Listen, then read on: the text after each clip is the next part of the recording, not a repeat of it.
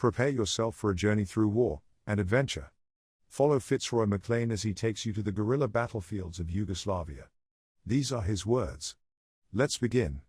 With the departure of Dr. Subasic, there was nothing more to keep me on vis, and I was glad of it.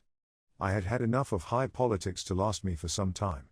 I had had enough, too, during the weeks I had spent there, of garrison life and of the eternal sunshine, blue sea, and warm winds of the Adriatic in summer. It was time to get inland again, where the stage was set for the last phase of the fast-moving drama, in which for a year now we had all been so closely involved. On vis, we had kept in constant touch by wireless and by messenger with our officers in the interior. From time to time, one or other of them would come out, and we would get a first-hand account of what was happening in this area or that.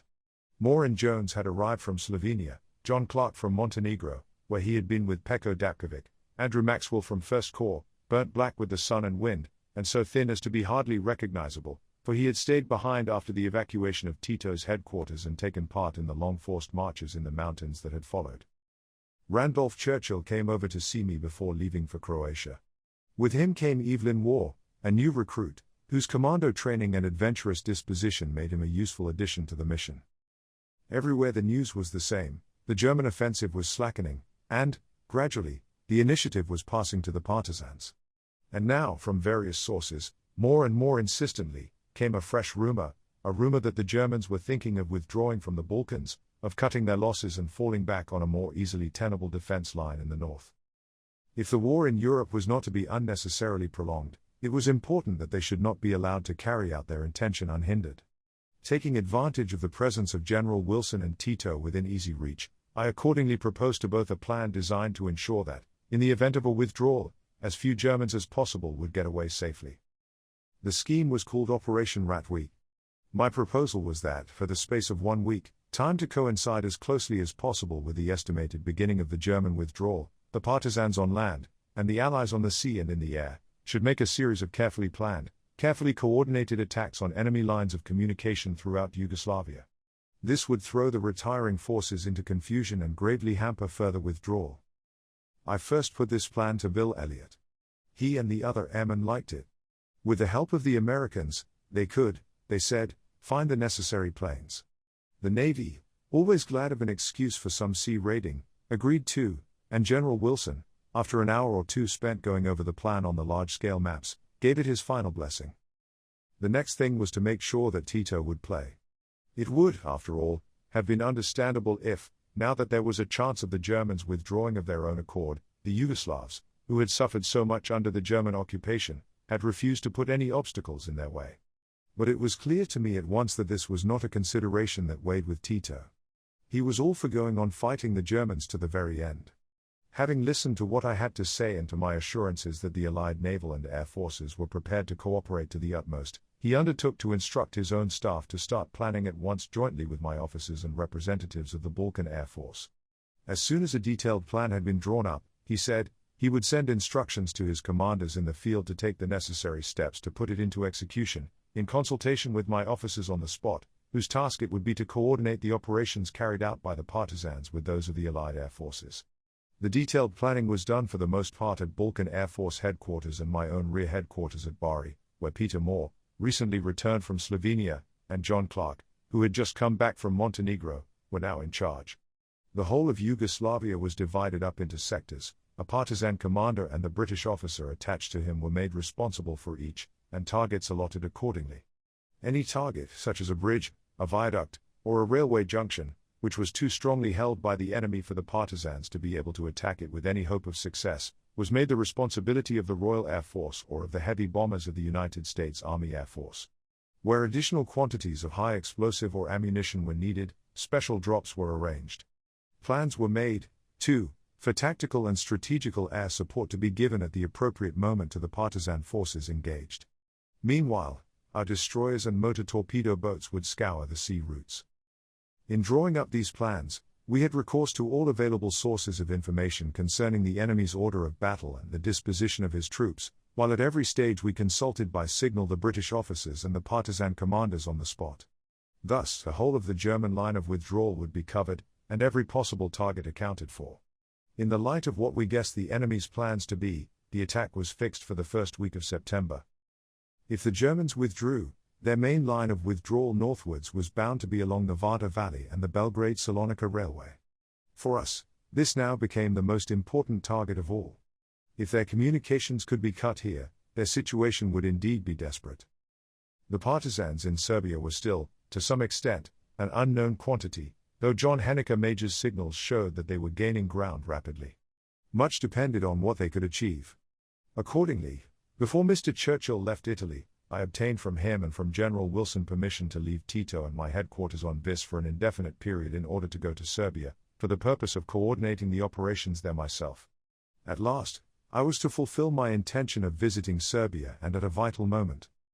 My plan was to join John Henniker Major in southern Serbia, where Kojar Popovic had his headquarters. There I should be within easy reach of the Belgrade-Salonika railway and in a good central position from which I could cover wide areas of country. Tito sent a signal to Kojar, informing him of my impending arrival and instructing him to make his plans for Ratweek in consultation with me, coordinating his operations through me with those of the Allied air forces. He furthermore undertook to send with me, as his personal envoy, General Srtan Zujovic, or Crney, the Black, as he was usually known. Crney, whom I knew from Bosnian days, was one of the outstanding figures of the partisan movement. Indeed, at this time, he was in effect Tito's deputy commander-in-chief. A Serb by race, he had made himself a name as a guerrilla leader in the original rising in Serbia in the summer of 1941. In addition to his military talents, which were considerable, he was also extremely shrewd politically and possessed remarkable breadth of outlook. He was, a first-class organizer, and a good man in a tight spot. Tito used him as a kind of reserve, sending him to take charge in any part of the country where things were going badly for the partisans or where a military or political crisis had arisen. In appearance he was tall and cadaverous, with lank black hair and pale hollow cheeks, which after midday were covered with a blue-black stubble, for, like most Serbs, he had a strong growth of beard. A continual dry cough showed that on him, as on so many of the partisans, the sufferings and privations of the war had left a lasting mark. The sadness of his expression was relieved by a pleasant smile and by the vivid intelligence of his eyes. Like Kojar Popovic, he spoke almost perfect French, having lived for many years in France. An older man than most of the partisan generals, he had fought in the French Foreign Legion in the First World War. His wide interests and pleasant manners made him an interesting companion, and he was sufficiently sure of his position in the communist hierarchy to be willing to discuss any topic, however controversial. I was glad he was coming with me. His presence showed, too, the importance which Tito attached to the forthcoming operations in Serbia. The next thing was to get ourselves in. The enemy's general offensive, which in the rest of Yugoslavia had petered out by the end of June, had lasted in Serbia all through July, keeping the partisans constantly on the move and making it hard for them to receive parachute drops. In August, however, there came a lull in the fighting, and with it the opportunity I required. John Henniker Major signaled that Kojar Popovic's headquarters were for the time being established on the thickly wooded slopes of the Rodin, overlooking the German garrison town of Leskovac on the Niskoplia railway, and that the partisans were also holding a flat piece of ground near the neighboring village of Bojnik, where an aircraft could land. There was no time to be lost, for it was impossible to say when the Germans, now thoroughly alarmed at the increased scale of partisan activities in Serbia, would resume their attacks. I sent a most immediate signal to Henniker Major to say I was coming and warned Sergeant Duncan and my own wireless operator, Sergeant Campbell, to stand by to accompany me. In a few hours, all arrangements had been made for us to go in on the first possible night. Before leaving Vis, I climbed up to Tito's cave on Hum to discuss with him the final plans for Ratweek and to say goodbye. The broad outline of the plan was now complete, and it only remained to arrange the details with the local commanders. Already, additional supply drops were being made and air support laid on for the forthcoming operations. I found Tito cheerful enough, though, like me, tired of life on Vis and making plans to leave it.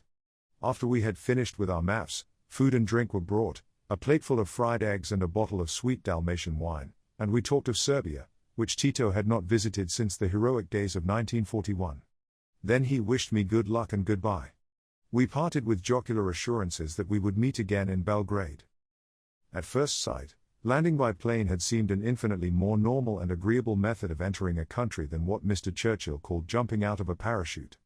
But when we reached our destination and, in the pitch blackness of a moonless, overcast night, began to circle lower and lower through the clouds, over hilly country, towards what might or might not be a suitable landing strip for a Dakota, I found myself wondering whether a parachute jump would not after all have been preferable.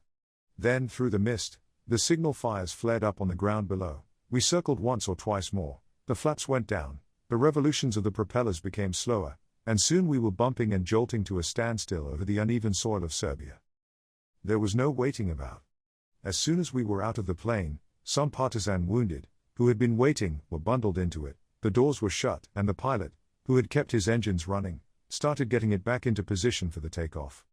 A minute or two later, it was airborne again and on its way back to Italy. A partisan came out of the shadows leading some horses. We had kept our personal kit to a bare minimum, and, once the wireless set had been strapped to a pack pony, we were ready to start. Then the partisan officer who had come to meet us took the lead, and we galloped off.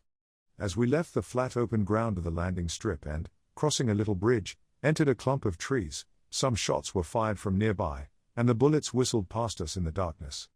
It was too dark to see anything, but clearly there were people in the immediate neighborhood who were not on the same side as we were. The ride that followed was long and dreary, through thick bush and scrub, mostly uphill, but with occasional abrupt descents, slithering and sliding down the sides of stony ravines. There was still no moon, and the horses were anything but sure-footed, needing constant helping and coaxing over the rougher patches. Their German army saddles, too, were far too big for them and threatened ceaselessly to slide under their bellies or even over their heads. It was with frayed tempers that we eventually reached our destination in the early hours of the morning. After a good deal of rather irritable groping about in the dark, I found John Henniker Major asleep under the trees in a kind of wigwam made of part of a parachute stretched over some branches. In a few minutes, I had fixed up a similar shelter against the steady drizzle that was now falling, and, spreading out my sleeping bag beneath it, lay down for a few hours' sleep.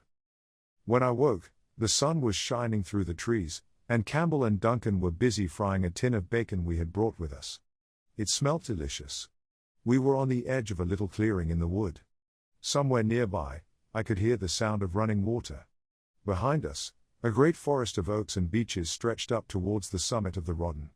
Immediately in front of us, sloping downhill, lay a brief expanse of green turf, like an English lawn. Beyond, the woods began again, covering the lower slopes and the foothills with a blanket of foliage. Then beyond that again, for mile upon mile, stretching away to the hazy blue of the horizon, the rich rolling countryside of Serbia was spread out before us in the sunshine, a patchwork of green orchards and yellow maize fields, with, dotted here and there, the whitewashed walls of a village and the onion spire of a church.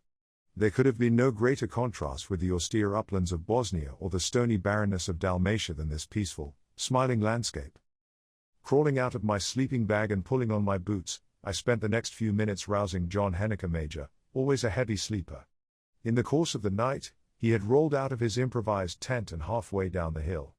There, his progress had been checked by the stump of a tree, round which he was now curled, snoring peacefully. This was to repeat itself night after night during the weeks that followed. The distance that he covered in the course of his slumbers varied according to the steepness of the hill on which we happened to be camping, but he scarcely ever woke on the same spot where he had gone to sleep. He had had a bad time of late, and I suppose that the effect on his nerves showed itself in this way. Certainly, there was no other indication that his composure was in any way ruffled. After breakfasting lavishly off black bread, crisply fried bacon, and some freshly brewed tea, we sat down on the grass in the sun, and John settled down to give me some account of his experiences and impressions since first being dropped into Serbia 4 months earlier. They had been eventful months. When he had first arrived in April, he had found the partisans neither numerous nor well equipped. Since the withdrawal of Tito's main forces from Serbia after the disasters of 1941, the partisan detachments who had remained behind had not had an easy time. Conditions had not favored them. Geographically, the green, fertile, rolling country was, for the most part, less suited to guerrilla warfare than the wilder and more mountainous regions of Bosnia and Montenegro. They had been obliged to operate in quite small bands without the same central organization as elsewhere, and lacking proper communications. The civil population, too, had been inclined to prefer the relatively passive attitude of the Chetnik forces or the open collaboration of General Nedic to the more strenuous conduct of the partisans, whose intentions they had in any case been led to suspect. As a result, the enemy had long enjoyed greater security in Serbia than elsewhere, being able to count on the help of the inhabitants and of local troops to guard their main lines of communication against partisan attacks. Indeed, in many areas, these duties were carried out almost entirely by Nedic troops and Chetniks. Finally, the partisans had lacked supplies. The necessarily limited scope of their operations had made it impossible for them to equip themselves at the expense of the enemy on the same scale as their more fortunate brothers elsewhere, while all Allied help, and the prestige derived from it, had gone, not to them, but to the Chetniks. Harried by the Germans, by Nedic, by the Chetniks, by the Bulgarians, and by the Albanians, out of sympathy with the population, out of touch with their comrades in the rest of Yugoslavia, lacking arms and equipment, the Serb partisans were the Cinderellas of the movement of national liberation. It was largely owing to the skill and determination of their leader, Stambolic, that they nevertheless survived and continued to operate. Then, at about the time of John's arrival in April, there had been a change. The increased interest which Tito was now showing in Serbia had started to make itself felt. Popovic, who, after Tito himself, was perhaps the most successful and popular of the partisan military leaders and who himself came of a well-known Serb family, had arrived to take command in Serbia itself. At the same time, a strong partisan force, largely composed of Serbs and commanded by Peko Dapkovic, another of Tito's best commanders, was dispatched from Montenegro through western Serbia, to reinforce the partisans already there. Finally, and this was perhaps the most important factor of all, there had come the change in Allied policy. The decision, which had hitherto held good, that no supplies should go to the partisans in Serbia, had been reversed. Supplies to the Chetniks had ceased, and arms and ammunition were now being dropped to the partisans in very considerable quantities. This had enabled local commanders not only to equip the troops under their command on an improved scale, but to arm large numbers of volunteers whom they had up to then been obliged to turn away for lack of equipment. The change in our attitude had also had an important psychological effect. All the prestige which the Chetniks had hitherto enjoyed as a result of Allied support was now transferred to the partisans. The effect was increased by the news that Tito had come to terms with King Peter and by the king's proclamation calling on his subjects to support the partisans, which undermined General Milovic's claim to be fighting for the monarchy. As often happens, all these developments, coming one after the other, had a snowball effect. Allied support and supplies had brought more volunteers, better equipped and more numerous. The partisans had been able to increase the scale of their operations. Their successes in the field had, in turn, brought in larger stocks of captured weapons and, incidentally, further increased their prestige, so that in the space of a few months, the movement had gone on from strength to strength. The civil population, too, had at length come to the realization that the more active policy of the partisans was not as foolhardy as it had once seemed. It dawned on them that it had been this very policy which had won for Tito the Allied support which Milovic, however well-meaning, had in the end forfeited by his caution and inactivity. It dawned on them, too, that the Germans, who for so long had seemed invincible, were beginning to weaken, that the early liberation of Serbia was not only possible but probable. The feeling of hopelessness, which had so long weighed upon them, began to lift, and was replaced by a spirit similar to that which had inspired the original national rising of 1941. With this change of heart, the mood of the people swung over, away from the Chetniks' policy of compromise and inactivity, and into sympathy with the total war of the partisans. In response to these feelings, in response, perhaps, also to a conscious or unconscious desire to get onto the winning side before it was too late, daily more and more of their former supporters deserted the Chetniks, and more volunteers flocked to the standards of the partisans. Again and again, during the weeks that followed, we were to see long columns of men and boys straggling into partisan headquarters to draw their rifles and ammunition, part deserters, part prisoners, part conscripts, part volunteers, some still wearing their old uniforms and the traditional beards of the Chetniks, others in their ordinary working clothes. Nor were these desertions limited to the rank and file. While I was in Serbia, I was to meet Radoslav Đurić, until recently one of Milovic's best-known commanders and now chief of staff to a partisan division.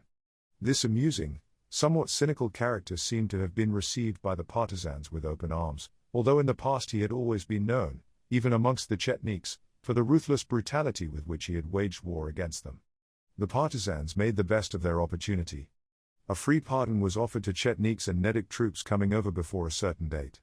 Much play was made with the Tito-Subasic understanding and with a proclamation made by King Peter calling on the people to support Tito, both of which carried a great deal of weight in Serbia, where royalist feeling was strong. Finally, communist aims and policy were kept in the background, and very little was seen of the red stars, hammers, and sickles, which was so prominently displayed by the partisans in other parts of the country, but which would have had little appeal in this land of prosperous smallholders. For the whole of this period, during which the fortunes of the Serb partisans had undergone such a complete and rapid change, headquarters, Serbia, and John Henniker Major with them, had been almost continuously on the move. At first, their weakness had told against them. Then, as they increased in strength, the Germans had put in one heavy attack after the other in the hope of dealing them a decisive blow before it was too late. Many of the Chetnik leaders had joined in these attacks with all the forces which remained at their disposal, only too glad to profit by German assistance if it would help them to get rid of the partisans. The partisans, for their part, while welcoming Chetnik deserters who came over to them, did their best to eliminate all remaining formed bodies of Chetnik troops, whether they were collaborating with the enemy or not. Never for a moment did either side lose sight of their ultimate political objective, namely, the elimination of all rival factions and their own accession to power. By now, however, the strategical initiative had begun to pass to the partisans. Tactically, the Germans and Bulgarians, by the use of armor and artillery, might still be able to keep them on the move, but this was only to be expected. It did not prevent the partisans from carrying out constant raids on enemy communications and garrisons, or even from liberating considerable areas of territory. There could be no doubt that throughout Serbia the enemy position had of late greatly deteriorated. In other words, everything lent itself admirably to a concerted attack of the kind we had planned. Next, I discussed with Kojar Popovic the detailed plans for Ratweek. He was living nearby, and after breakfast, we strolled across to where he was encamped under the trees. On the way, John pointed out to me a wooded hilltop standing out from the rest a couple of miles away, across the valley, which, he said, was held by White Russians who were fighting for the Germans. To the west and the east, respectively, the Germans were installed in the Ibar and the Morava valleys. To the north, the Bulgars held Nis, Prokopolie, and the valley of the Toplica. To the south were the Albanians, and the local Albanian minority, the Arnauts. I found Kojar sitting with Kruni under the trees, a brisk, businesslike figure in his neat grey uniform with his large black moustache. When he talked, the words came rattling out like bullets from a machine gun, and his deep-set brown eyes sparkled with energy and intelligence. Very able and, for all his talk of only wanting to retire to study philosophy, extremely ambitious, he was clearly delighted with his new command and with the prospect which it brought him of being first into Belgrade. Maps were brought, and we got down to work without further delay. He showed me the latest dispositions of the enemy and of his own forces and told me which targets the partisans could attack by themselves and where the support of the RAF would be needed. I told him what help we could give him from the air and what additional supplies were available. Together, we worked out a joint scheme covering all the most important road and railway targets in Serbia, with special emphasis, of course, on the Belgrade-Salonika railway, and this I wirelessed back to Bill Elliott for his views. During the days that followed, we put the finishing touches to our plan. Signals passed backwards and forwards between Allied Force headquarters in the great palace of Caserta and our little camp under the trees. Almost daily, fresh information came in concerning enemy troop movements, necessitating minor alterations. Supply drops were made to the points we had indicated. Confirmation was received from BAF that air support would be given where it was needed. Almost every day, I spent an hour or two with Kojar. One day, while I was sitting with him, a patrol came in with a prisoner. He was a German colonel who had been on a liaison mission to the Bulgars. His car had been ambushed by the partisans on the road between Nis and Prokopolie, and he himself had been shot in the leg in the ensuing encounter. Now he was carried in by two partisans and set down on the grass at our feet. A sallow, slightly built man with an intelligent, sensitive face, in appearance, at any rate, he was as unlike the German officer of popular fiction as anyone could be. It was evident, as he lay there, that his leg was hurting him, and Kojar told the man who had brought him in to make him more comfortable. Then, giving him a cigarette, he started to ask him questions. He was, it seemed, a regular soldier and a member of the general staff. Much of what he told us was of considerable interest.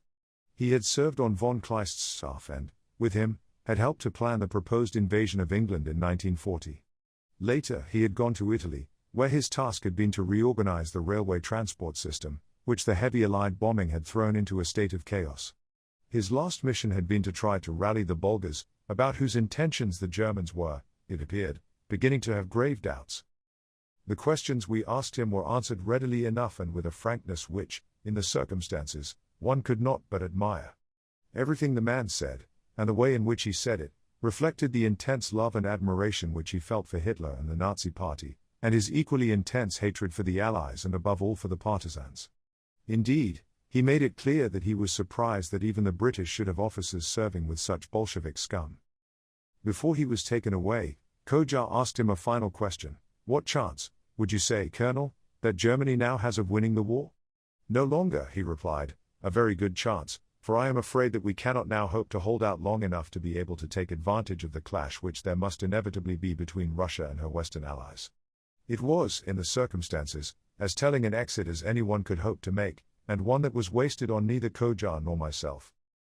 By the last days of August, our preparations for Ratweek were complete, and we started to watch with redoubled keenness for any signs of an impending enemy withdrawal. But still there was no indication that the Germans had made up their minds to move, and we reflected, a little sadly, that it would, after all, have been too good to be true if we had really guessed the enemy's intentions to within a few days. At any rate, it was something that, when they did start to go, they would find their road and railway communications well and truly wrecked. As the appointed day approached, I decided to make my way down to join the partisan force which was to attack the railway in the Leskovac area. Having taken leave of Kodja Popovic, who was also moving off to supervise operations elsewhere, John and I set out, accompanied by Sergeant Duncan and by Sergeant Campbell, with his wireless set on a pack pony. The sun was shining as we started downhill towards the valley. It was hot, and we marched in our shirt sleeves.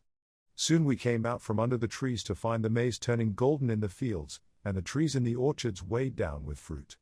From the clover came the hum of bees, and a lark was singing somewhere high above us. The track under our feet was white and dusty. The scene had all the serenity of a late summer's day at home. Then, suddenly, from the other side of the valley, came the crack and roar of an explosion, and, looking to where the sound had come from, we saw, against the blue of the sky, a great cloud of white smoke billowing up from the hill where the White Russians had been encamped. Other detonations followed the first, and, as the smoke cleared away, we could see that something was burning fiercely. If these were the results of a partisan attack, it had clearly been a most successful one. We were only surprised to have heard nothing of the preparations for it. After we had gone some way, we met a partisan riding hard in the direction from which we had come. We asked him if he knew what was happening. He said that he had come from a nearby outpost and was on his way to report. The White Russians had blown up their ammunition dump and set fire to their huts and were now evacuating the position. It was only gradually that the full significance of what we had seen dawned on us. At the places where we stopped to rest, scraps of information reached us, all pointing to one conclusion, and, later, when we set up our aerial and made contact with Bari and with other parts of Yugoslavia, we received still more definite information to the same effect. There could no longer be any doubt about it. The German withdrawal had begun. By a piece of immense good fortune, our timing for Ratweek had, it seemed, been perfect. The knowledge filled us with a sense of agreeable anticipation. That concludes the 21st part of the story. Thank you very much for listening. Please subscribe for more episodes and leave a comment.